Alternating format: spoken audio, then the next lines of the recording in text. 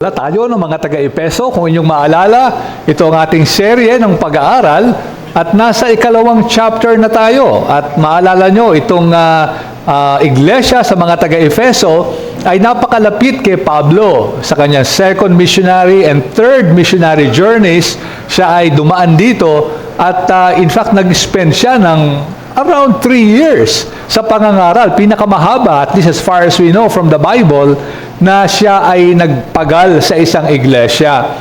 Nakita natin doon sa chapter 1 pa lang kung paano pinuri ni Pablo ang Diyos. Nakita natin ang soberanong pag-ibig niya, ang paghirang sa mga mananampalataya at napakaraming mga pagpapala na kanyang in-emphasize sa mga taga-Efeso. At ngayon, nasa chapter 2 na tayo. Verses 1 to 3 ang natatakil natin last time. Nakita natin na ang bawat tao by nature sa ating likas na sarili, tayo patay sa kasalanan, walang pag-asang maligtas, spiritually in the sight of God, wala tayong magagawa para purihin siya. At ito yung nakakalunos na kalalagayan ng bawat taong wala kay Jesus. Pero ngayong umagang ito, ang magandang balita. No, last time, medyo masamang balita ang nakita natin. Ngayon, titingnan natin ang magandang balita for the present, sa ating kapanahunan ngayon, but also for the future, sa hinaharap.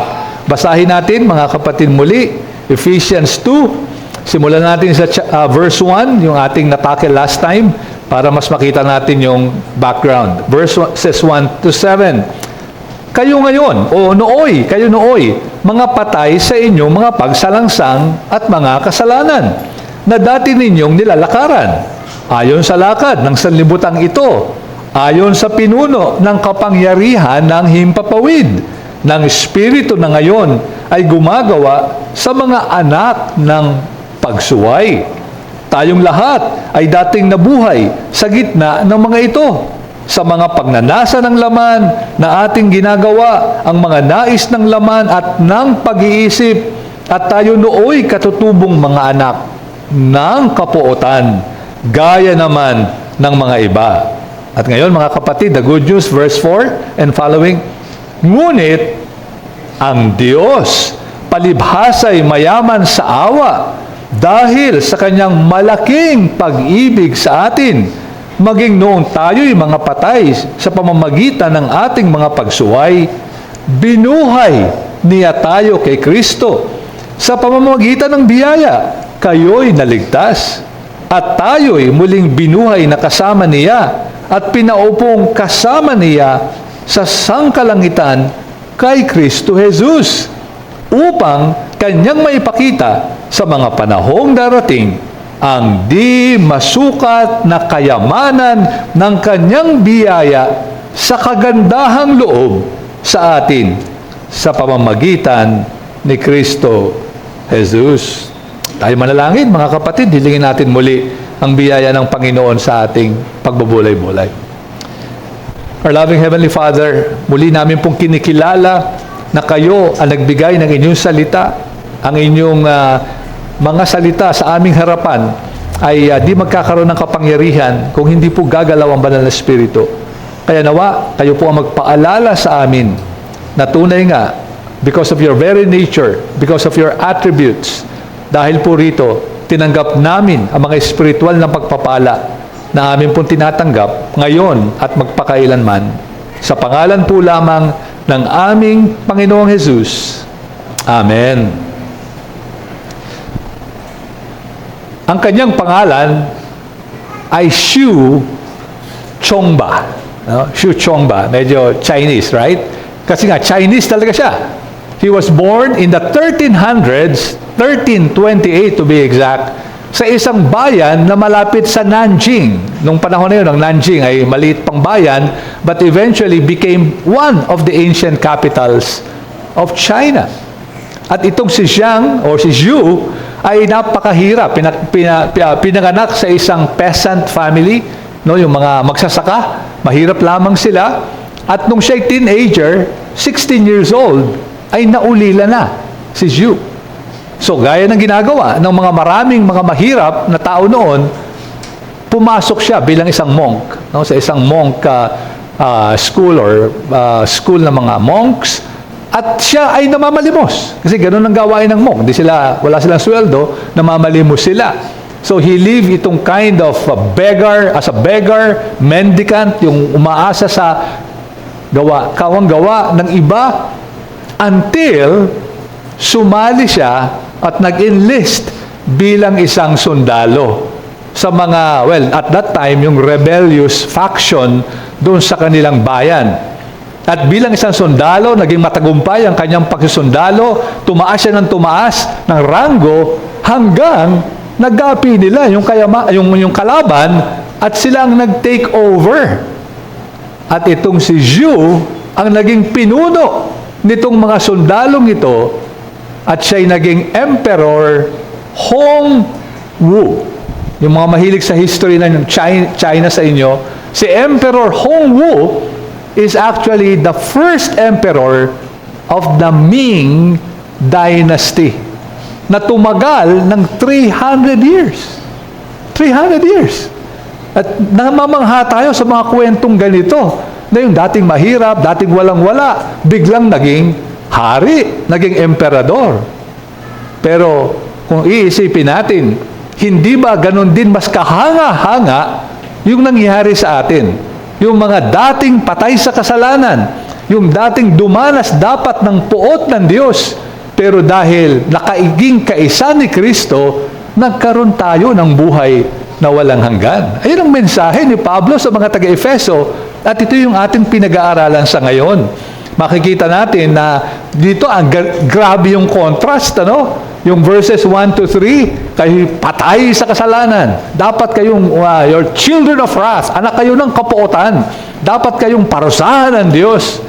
Subalit sa verse 4, na andon yung isa sa masarap na but sa scripture, no? Yung ngunit, di ba? But, no? At marami tayong maririnig ng mga sermon dito sa passage na ito, na talagang ipinapakita yung kagandahan nung ngunit na yun. Kasi kung verses 1 to 3 lang, parang nakakalungkot, no? Nakakalunos ang kalalagayan. Parang wala nang pag-asa.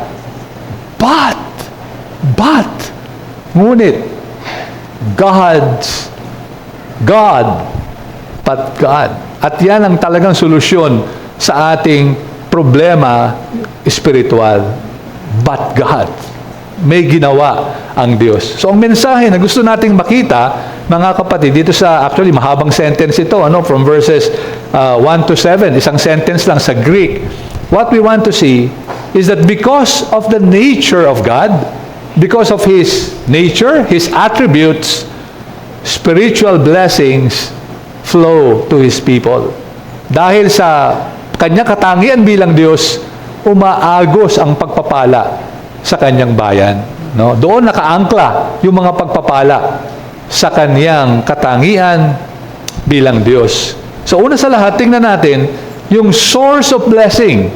And then we will look at the blessings themselves. No? So dalawang bagay for this morning. First of all, pansinin natin, saan ba nagmula yung blessing natin? At of course, the first two words in English gives us a hint. But God. Ano yun ang source? But God. No, kasi ito kayo. Ito yung mga pinagagawa niyo. Kasama ako dyan. Sabi ni Pablo, tayong lahat. But God. No, but God. That makes all the difference. Andito yung tinatawag na biglang pagbabago ng kaisipan. Yung sa English, pivot. No, yung parang umikot bigla. No, kung dito papunta, biglang pumunta sa kabila. Pivot. At ito yun, but God. Ano ang tungkol sa Diyos? Hindi dahil sa ang biyaya ay tinanggap, di dahil sa atin, kasi nga patay tayo eh. Wala tayong magagawa sa harap ng Diyos. But God, pansinin natin, 4 na katangian ng Diyos ang dito ay ipinakita ni Pablo. Puro tungkol sa Diyos. Ano-ano ito? Mercy, love, grace, and related on kindness of God.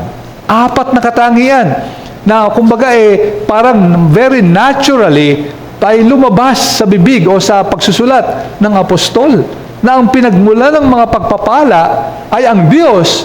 And what about God? Una sa lahat, unahin natin yung pinakamahalaga.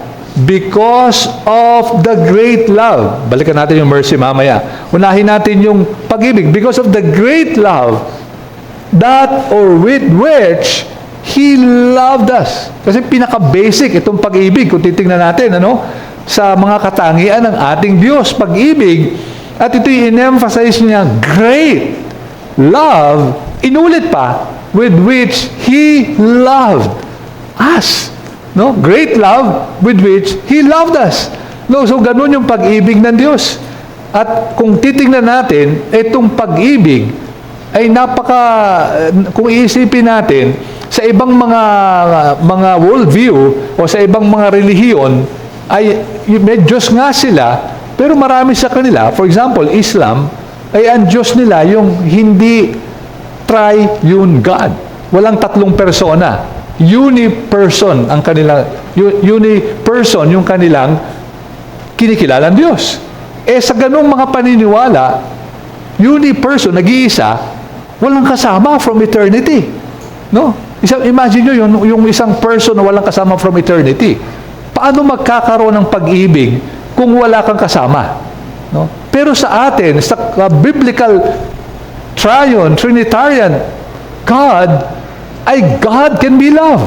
God is love. Di ba? At narinig na natin ito dito sa ating mga pangangaral ng mga ating mangangaral. God is love. Sa Christian God, the triune God, Father, Son, and Holy Spirit, it makes sense. It makes sense. No, na hindi niya kailangan na lumalang para umibig. Kasi since eternity past and for eternity future, merong pag-iibigan. No? Can you imagine that? That's one of the more mind-boggling, one of the more sabihin nating amazing reality about our God.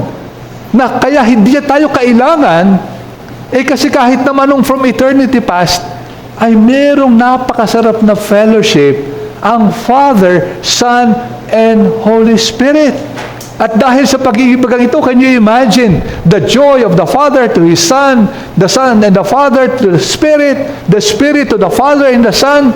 We can only imagine yung joy na ito. Kasi walang kasalanan. Perfect sila pare-pareho. Nagsasaya sila. And again, if we may just exercise our holy imagination, do they sing?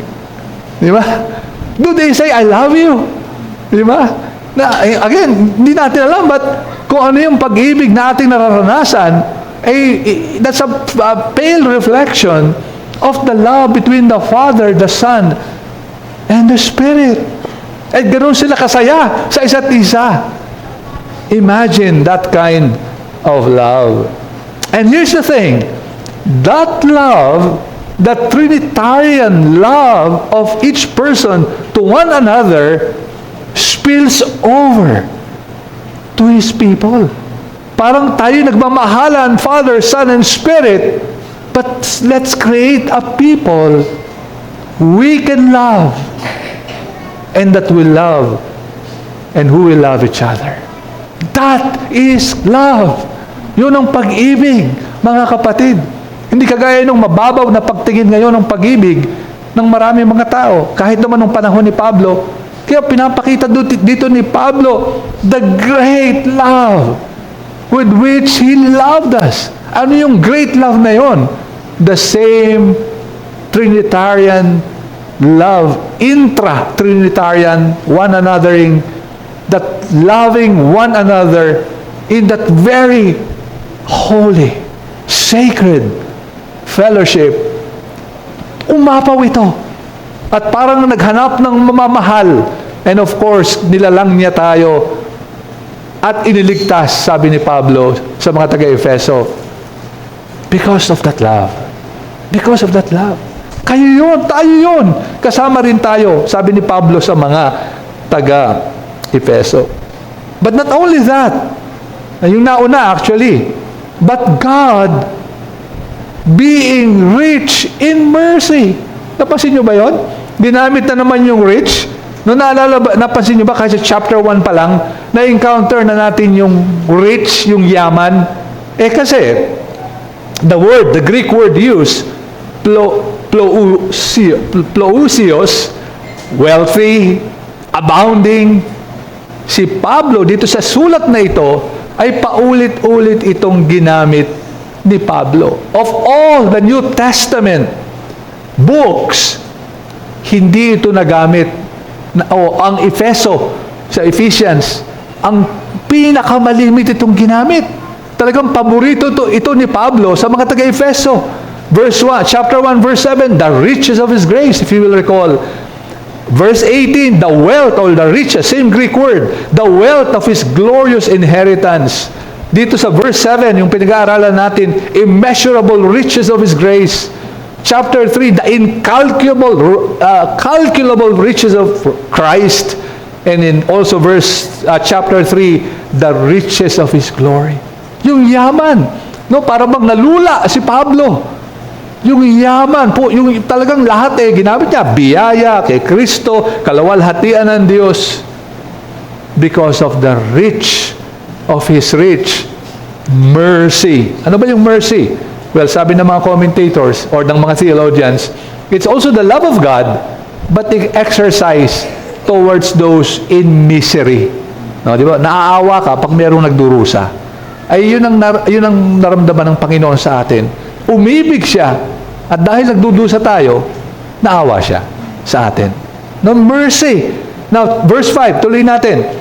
Even when we were dead in our trespasses, made us alive. Babalikan natin yan. Hold your thought. Hold the thought. Together with Christ, by grace. Napansin nyo, parang parenthetical. Sa ESV, merong dash and dash. No? Parang parenthesis. No? Parang kumbaga, hindi na nakatayo si Pablo. Siningit na niya. Pero babalikan natin yan, God willing, next message. Yung grace na yan, sa verses 8 to 10, mas ipofocus natin. But dito ginamit niya, by grace. So yung biyaya naman na ito, na grace o biyaya, ay para naman ito sa mga undeserving. Hindi karapat-dapat. No? Yung kanina, yung mga nagdurusa, mercy, para naman sa di karapat-dapat, biyaya. No, biyaya, di karapat-dapat eh. Pero ginawan pa rin ng kabutihan at pag-ibig. Biyaya yan. And we have, as we know, we have been saved by grace. By grace. Biyaya lang. Hindi tayo karapat-dapat. Inulit pa niya verse 7. So that in the coming ages, He might show the immeasurable riches. Ayun, the same Greek word na naman, ano? Of His grace. Inulit na naman. In fact, itong buong passage na to from verses 1 to 10 ay tungkol sa biyaya ng Diyos. Grace, immeasurable. Hindi lang immeasurable, riches. Kayamanan, hindi lang basta kayamanan, di masukat. Di masukat, sabi ni Pablo. And couple that with kindness. Isa pang katangian ng Panginoon. Mabait o kind ang Panginoon. Na ito raw kindness, not just goodness, but goodness in action. Ayun, yung kindness. Ano kasi may kindness sa kabaitan o kabutihan loob. At ito ay dahil lamang, paulit-ulit, huwag natin makakaligtaan, in Christ Jesus. Lahat yan, paulit-ulit. Palaging in Him, with Him, in Christ. Dahil kaisa kayo ni Jesus. Dahil you are united with Christ.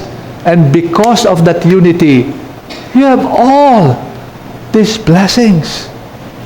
And so, application, mga kapatid, para sa atin, don't forget that all our spiritual blessings flow from God and His nature. Kaya ito umaagos, ang mga blessings na ito, huwag nating isipin dahil sa atin. Kanina lang, sa Bible class, narinig natin yan, ano?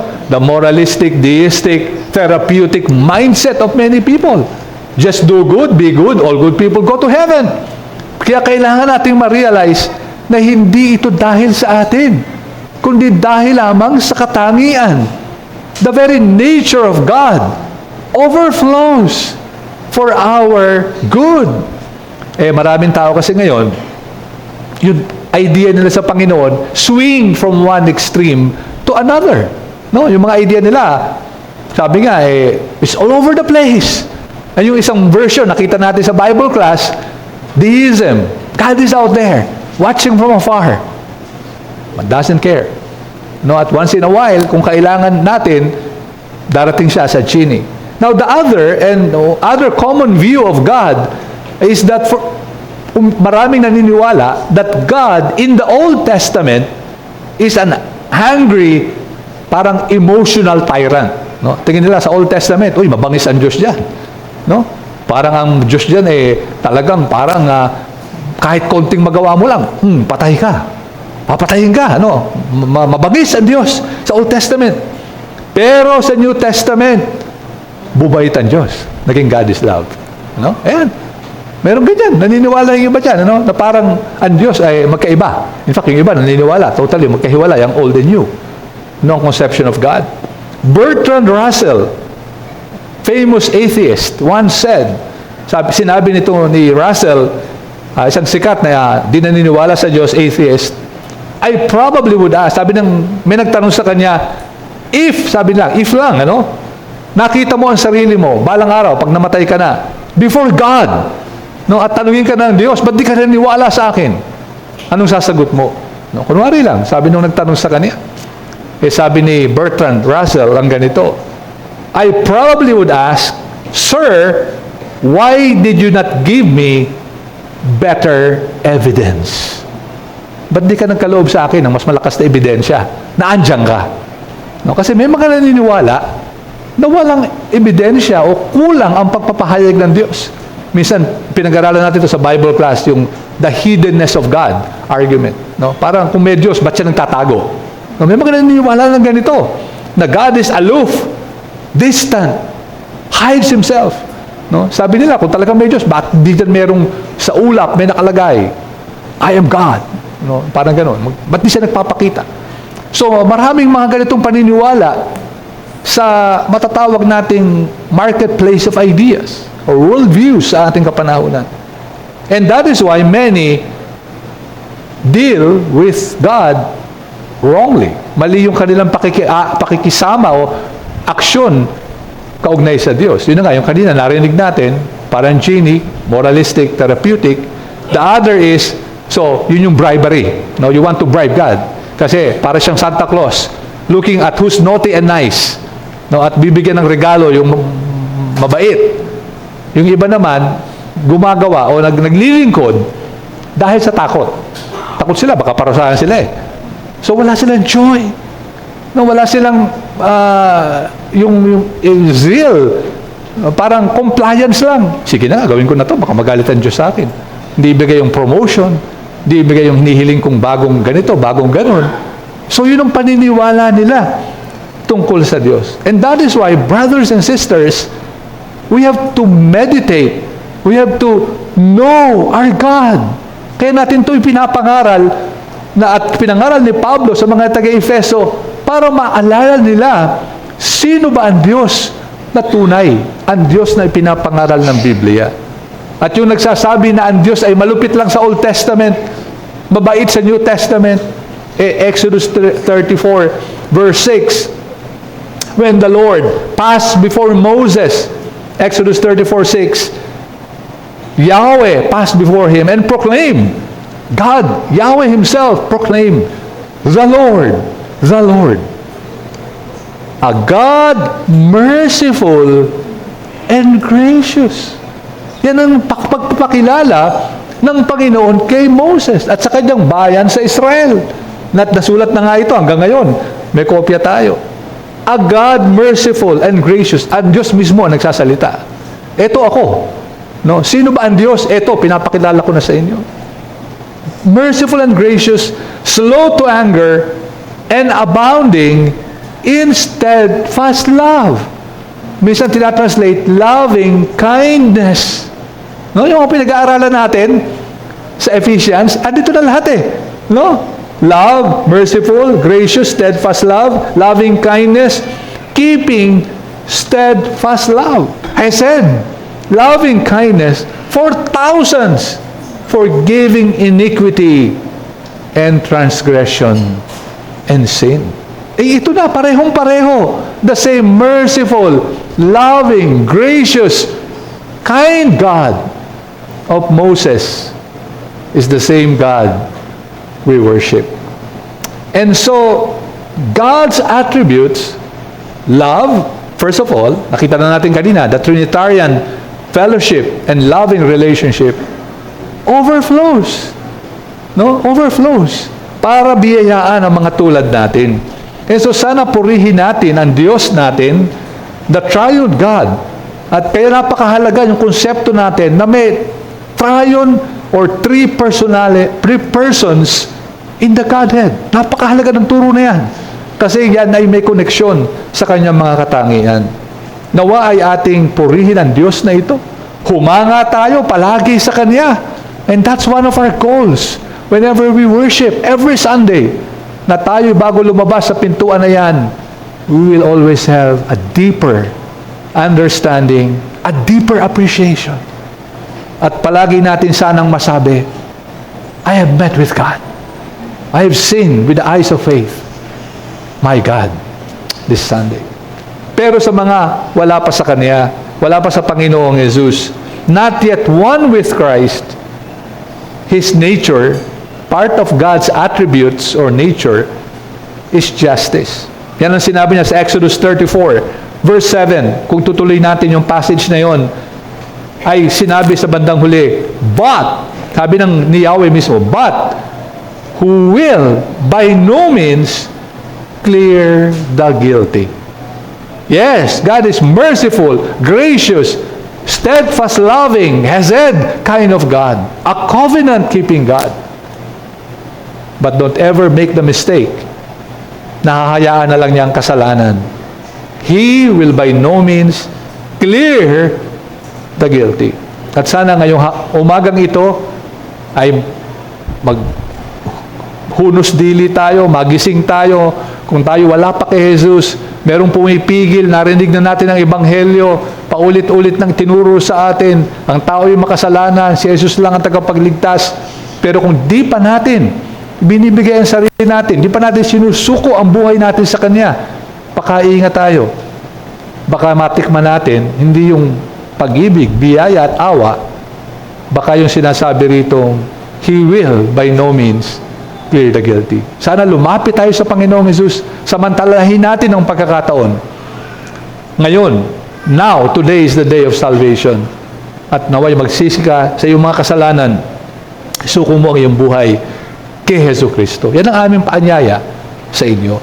But then, secondly and lastly, having seen the source of blessing, the attributes, the nature of God, ano naman yung mga blessings na binigay sa atin?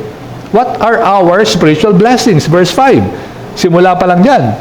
Even, sabi ni Pablo sa mga taga-Efeso, even when we were dead in our trespasses, ito yung inulit lang, kumbaga, flashback sa verses 1 to 3. No, you were dead, di ba? Malinaw na doon. Pero inulit, para for emphasis, kahit noon ay patay kayo, even in that dead, nakita natin ay necro or necros, yung parang corpse, even ay parang bangkay kayo, God, and this is the main verb, actually three verbs yung ginamit to signify blessing, made us alive, raised us up, and seated us. Yan yung tatlong verb, action words, na ginamit. Tatlong blessings. Una sa lahat, ito yung pinakasentro. Sabi ng mga Greek grammarians, the center of this sentence, long sentence, verses 1 to 7, the subject is God, but God, malinaw yon. Pero yung pinaka-action na ginawa niya, yung pinaka-chief action, made us alive. Grabe, Dead, verses 1 to 3, that's the bad news. The good news is, alive. Past tense, dead. Dati, patay. Ngayon, buhay. Nabuhay. And before we miss it, pansinin natin, yung pagkabuhay na yan, together with Christ. Even yung raise us up with Christ. Seated us with Christ. Grabe, parang tinadtad Parang tinadtad ni Pablo. Para huwag kayong magkamali, huwag kayong makalimot na ang mga pagpapalang ito'y bumuhos sa inyo dahil kasama kayo ni Kristo. Yan ang sikreto rito. To be with Christ. So made us alive dahil patay, kayo. Now, obviously, hindi literally physically dead. Kasi physically, buhay sila. So clearly, yung spiritual life ang pinag-uusapan dito. Kasi buhay naman sila physically, nung sinusulatan sila ni Pablo. So spiritual ito. And this is nothing less than the 2 Corinthians 5:17 experience of all believers, that you are a new creation, a new man. Na binago kayo, yun. Or in the language of John, born again. No, parang nilalang muli, binago, nilalang, binuhay, parang ito yung mga lengguwahe na ginagamit, born again, made alive, new creation, ay ito rin yung nangyayari sa atin. Binuhay tayo. Sabi ni Pablo, kayo ng mga Efeso, ng mga mananampalataya dyan, binuhay kayo mula sa mga patay. And of course, ang ating Panginoong Jesus, literally, made alive, from the dead, tayo rin. Kumbaga, parang ito ay, yun nga, parang guarantee rin, or deposit din, kagaya rin sa chapter 1, dahil binuhay na ang Panginoon, ay bubuhayin din lahat tayo. Kung tayo makaranas ng kamatayan. Hindi pa siya dumating, namatay na tayo, bubuhayin din tayo. But then verse 6, ayan pa yung dalawa, and, number 2, raise us up again with Him. Raise us up. Hindi pa naman tayo talaga nabuhay sa mga patay. Buhay pa nga tayo physically. Pero tayo parang binuhay na rin. Again, spiritually. In a sense, binuhay na tayo. Parang yung kamatayan ay ni-reverse na. Parang na-reverse na. Yung spiritual death, ni-reverse na. Nabuhay na tayo. Parang tumayo na tayo o nabuhay na magmuli kahit hindi pa nangyayari. Pero spiritually, nangyari na. Nabuhay na tayo. May buhay tayo. We have eternal life in Christ Jesus. And seated us with Him. Ayan, pinaupo na tayo, being seated even now in the heavenly places in Christ Jesus. Now, obviously, medyo para ang hirap i-grasp, Ano ba yung nakaupo na tayo? Sabi ng iba, since as far as God is concerned, past tense na yan, nangyari na yan, parang sigurado, tama rin naman. Pero may mga iba nagsasabi, this is simply a way of speaking, na kasi with Christ, tayo, parang kung baga naando na si Christ, sabi ng iba, may other dimension, yung heavenly dimension na, wala tayo doon, di natin alam yun, pero parang in a sense, ando na tayo, kahit buhay pa tayo rito, So, medyo may pagka-mysterious ito, na parang we are in a sense cross-dimensional beings, If there's such other dimension, sabi ng ibang commentators, that's one way we can look at this. But what a blessing! Na tayo ay parang binuhay na, tinaas na, at ngayon ay nakaupo na doon mismo kasama ni Jesus sa langit. Grabe, As far as God is concerned, that's where we are. But as if all of this were not enough, mga past, present blessings, verse 7, pansinin niyo mga kapatid, may future tense pa pala. Past tense, binuhay, tinaas. Ngayon, being seated, kasama, present tense, future tense. So that, napansin niyo ba yun mga kapatid? In the coming ages. Hindi pa ngayon. Darating pa lang. In the coming ages. He, sino yung He na yun? God, not us, but God might show the immeasurable riches of His grace in kindness toward us in Christ Jesus. Meron pa palang darating na siglo or mga panahon na sabi ni John Calvin, it was the design of God to hallow, to set apart, to hallow. Sabi ni John Calvin, in all ages, the remembrance of so great a goodness. God will hallow, sabi ni Calvin. Parang God will set apart. God will make sure. God will make sure na maaalala, hindi malilimutan ang napakayamang biyaya niya na nagbunga ng kabaitan sa mga nakasama ni Kristo. Hindi ito malilimutan. Hindi papayag ang Diyos na malimutan ng sinuman. At surely, kasama tayo kasi yung mga naandun, tayo yung nabiyayaan.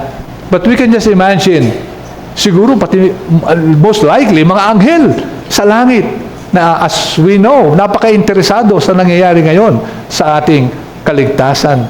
They will see as well. Sabi ni Pablo, in all ages, in the coming ages, in short, and for all eternity, yung nangyayari sa atin ngayon ay hindi malilimutan. And so in ending or in final application, don't lose your amazement at our spiritual blessings. Let's not lose our appreciation, our amazement. Huwag sanang mawala yung paghanga natin. Kasi alam nyo, by nature, medyo masawain tayo di ba? Yung may mga anak dito maliliit, alam nyo naman, pag may binili kayong laruan ng anak ninyo, baka nung nasa mall kayo, halos pinipilit humingi, bili mo ako na, di mami, gusto ko yan. Sige, bili mo na ako talagang. Pero, pag binili mo ng laruan, at pinaglalaruan na, after 1 or 2 days, kita mo, sawa na. No? Sawa na. Alam mo, pinag-aaralan ng mga scientists yan. No? Sabi ng isang article, toy rotation, kung hindi nyo pa ginagawa ito, you might want to do this, parents. Toy rotation, niro-rotate yung mga laruan, is a simple yet effective strategy, sabi ng writer, for keeping your child's playtime interesting. No? Toy rotation. Ano yung ginagawa? Rotation, paglaruan mo to, maya-maya itatago nyo yung laruan na yun. At iba naman ang paglalaruan nila. No? So itatago nyo, huwag nyo pahahayaang palagi nakakalat dyan, pinaglaruan. So, niro-rotate nyo. Of course, ang assumption dito, meron kayong more than one toy. Kung isa lang, wala tayong maro-rotate. No? Pero kung may isa, dalawa, tatlo, pwedeng itago yung iba para isa-isa lang. Sabi nila, by rotating toys in and out of their play area, sa laruan nila, you can help maintain, and here's the key, the novelty factor. Yung habang bago, aliw na aliw sila. So, pag tinago mo, nilabas mo say, weeks from now, parang bago na naman. Kasi ang problema natin bilang mga tao, madali tayo magsawa. And that can strike us even sa mga spiritual things. Yung forgetfulness. No? You might say spiritual amnesia. Even dementia. Huwag namang Alzheimer sana. No? But temporary forgetfulness. Pwede tayong tamaan ng ganun. And that is why ang isang ginagawa natin every Sunday, what we're basically doing is jogging your memories. No? Hindi naman totally bago yung mga pinapangaral namin. For sure na encounter natin. Pero yung pinapaalala natin sa atin. And not the amazement of these blessings, at sana wag natin makaligtaan yung blessing na ating nakita kanina at totoo din sa atin, He made us in a way trophies of His grace. Para tayong mga trophies, no? Di ba yung pag nanalo ka sa basketball, nanalo ka sa contest, spelling contest, may trophy, may medalya, nilalagay mo yan, no? Sa iyong eskaparate, para hindi mo malimutan. Kung meron kang tanggap ng diploma, inilalaminate mo yan, nilalagay mo sa dingding. Parang gano'n ang ginawa sa atin ng Panginoon. Ang sabi nga, ng isang nagtanong sa isang babaeng Romano na nagtanong sa kanya, nasaan ang mga alahas mo? Ang ginawa niya, tinawag niya yung kanyang anak, 2 anak, at ang sabi niya, ito ang aking mga alahas. At parang ganoon din tayo. Tayo yung jewels of God. Parang tayo yung kanyang mga trophies. Imagine that. Na parang i-display so that we can see and the whole universe will see His kindness, immeasurable riches in Christ Jesus. And so in summary, nakita natin, because of who God is, we enjoy these unimaginable blessings. Not because of who we are. We're dead. Wala tayong magagawa. But because of God, especially His love, we inherit these blessings. Ang isang nakaranas nito ay isang Romano din by the name of Fabiola na maring encounter ng iba sa inyo. She was a woman, babae siya, na Romano at batang nag-asawa, batang-bata pa siya, hindi maganda, very parang cruel yung napangasawa niya, nakipag-divorce siya kahit na parang siyempre kahit may mga Christian influence na nag-asawa siya muli. Yun ang mga asawa niya namatay, yung ikalawang asawa niya, and siguro yung life niya was going nowhere. Pero mayaman siya, dahil minana niya yung kayamanan ng kanyang naging asawa. But soon after, naligtas si Fabiola. Naligtas siya. And ayon sa account, driven by her newfound faith in the Lord Jesus Christ, she began serving the poor. Pinagbili niya yung marami sa kanyang kayamanan, ginamit niya ito para tumulong sa mga mahihirap. At hindi lang yan, ang isang na-discover niya, yung mga mahihirap ay walang lugar na mapupuntahan kung gusto nilang magpagamot. Yung mga mayayaman, siyempre, mayaman sila, pwede nilang ipatawag yung doktor, kung mga doktor nung panahon na yun. Pero yung mga hirap, wala eh. Wala. Nung panahon na yun, wala palang mga ospital.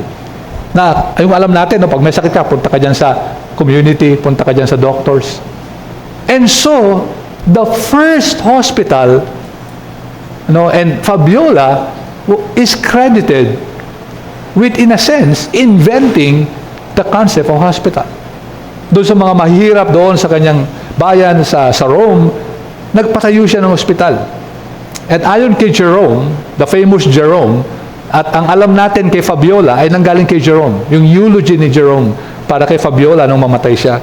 Ang sabi ni Jerome, often, malimit, she carry on her own shoulders persons infected with jaundice or with filth. Hindi nila alam yung mga sakit noon. Hindi pa ganun kaano medisina. Tawag nila jaundice naninilaw. Filth, madumi.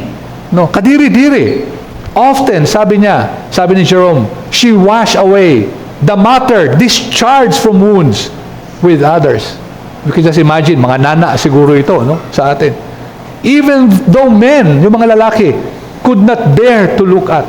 Yung mga sakit na hindi na matingnan ng iba. Ay, kinaano niya, halos, sinugasan niya. She gave food to her patients with her own hand and moistened the scarce breathing lips of the dying. Kanyang nilagyan ng tubig, even yung mga bibig ng mga namamatay. And so mga kapatid, Fabiola, kung titingnan natin, if we can even interview her, is a trophy of the grace of God. Bakit nangyari ito sa babaeng ito? Bakit nagawa niya to? Na nagsimula siguro sa maling pag-aasawa, maling style ng buhay, kahit napakayaman at napakarangya. Bakit lahat yan ay kanyang tinalikuran para maglingkod sa mahihirap? Only one explanation. Her faith, sabi doon, driven by her newfound faith, ayon sa account, sa Panginoong Jesus, nagawa niya ang mga bagay na ito. And one thing is sure, pagdating natin sa langit, Fabiola will be one of the trophies of grace, of the immeasurable riches of grace na ipinakita ng Panginoon sa isang makasalanan. And even more amazingly, makakasama tayo ron sa trophy cabinet na yon ng Panginoon. At doon mapapalagay tayo as one of the trophies, one of the larawan ng biyaya at yaman na nasa Panginoon lamang. Sana mapuno tayo ng pagpapasalamat because we are united with Christ. Andito ang mga pagpapala, mga dating patay, buhay na ngayon, hindi lang buhay, forever and ever, the grace of God, the immeasurable riches of the grace, ay makikita sa ating mga buhay. Purihin natin ang Panginoon sa mga pagpapalang ito. Manalangin tayo, mga kapatid. O Panginoon namin Diyos, tunay nga kami po ay mga patay sa kasalanan, namumuhay ayon sa mundo, ayon sa aming passions, ayon sa kapangyarihan ng kadiliman na gumagalaw sa mundong ito. Patunay na purihin kayo, having been dead for so long, binuhay nyo kami together with Christ. At nawa nga, kami magpuri-tuwi na sa inyong pangalan lamang dahil sa kaligtasan ito, sa pangalan po lamang ng aming Panginoong Jesus. Amen. Amen.